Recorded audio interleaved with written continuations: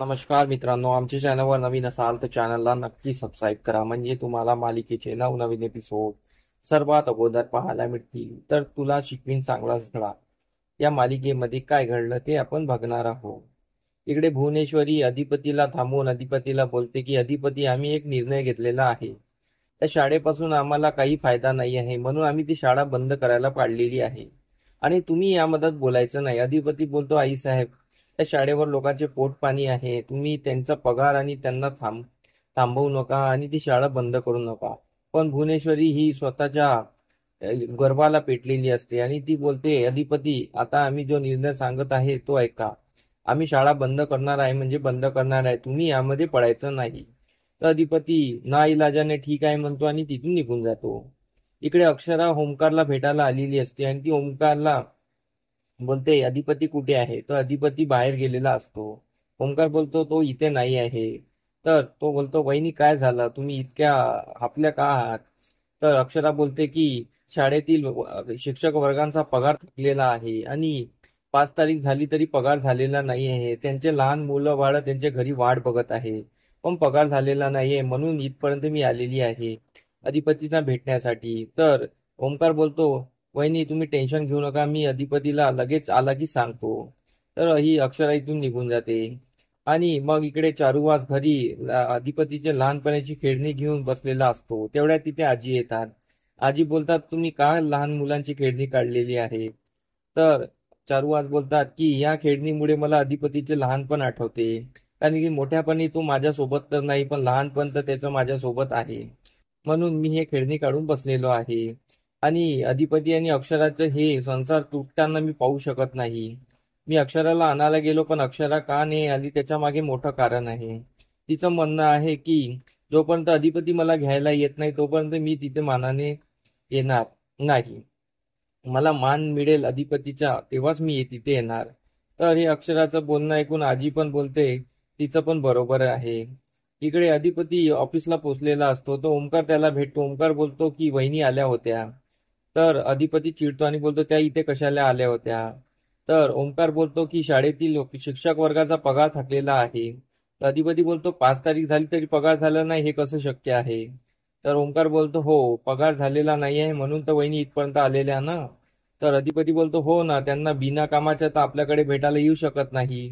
बरोबरच असेल, ठीक आहे, तुम्ही अकाउंटंटला बोलवून घ्या. तर अधिपती अकाउंटंटला बोलवून घेतो आणि अकाउंटंट तिथे येतो. अकाउंटंटला अधिपती विचारतो की शाळेतील शिक्षक वर्गाचा आतापर्यंत पेमेंट का झालेला नाही? तर अकाउंटंट घाबरून बोलतो की मोठ्या मालकांनी सांगितलं आहे की पगार द्यायचा नाही. अधिपती बोलतो, ते मोठ्या मालकांचं सोडा, मी सांगतो आहे ना, आता पेमेंट करा. तर तो अकाउंटंट बोलतो की पण मोठ्या मालकांना कळलं तर काय होईल? अधिपती बोलतो, त्यांचं तुम्ही टेन्शन घेऊ नका, मी त्यांच्याशी बोलतो.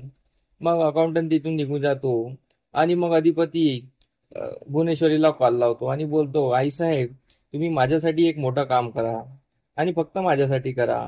शाळेतील शिक्षक वर्गाचा पेमेंट अडवू नका, त्यांचा पेमेंट होऊ द्या. तर इकडे भुवनेश्वरी बोलते, आम्ही तुम्हाला सकाळी सांगितलं होतं, तरी तुम्ही तेच बोलता आहेत. अधिपती बोलतो, हो, तुम्ही शाळेतील शिक्षक वर्गाचं पेमेंट पाडू नका, कारण की त्यांचं पोट पाणी त्याच्यावर आहे.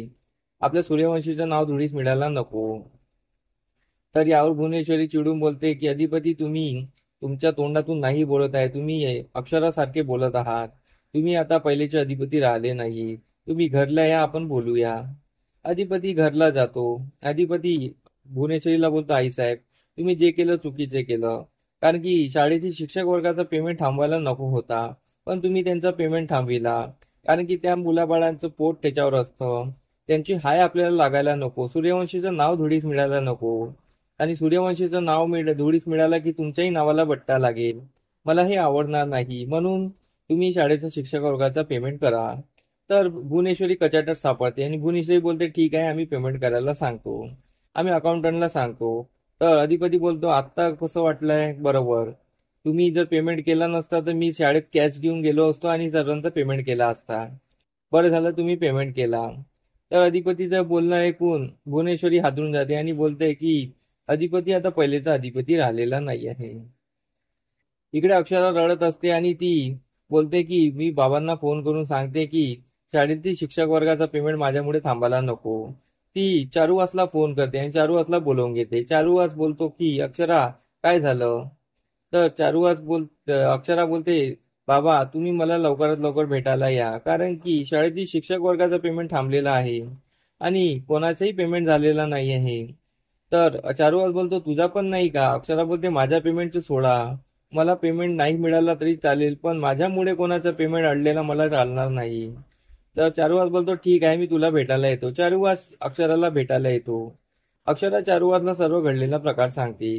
चारुवास बोलतो, तर आता मला तरी काही स्टँड घ्यावं लागेल, कारण की तुझ्यावर पण त्या भुवनेश्वरीने खूप काही लादलेलं आहे आणि आता शिक्षक वर्गाचा आणि शाळा बंद करायला निघालेली आहे.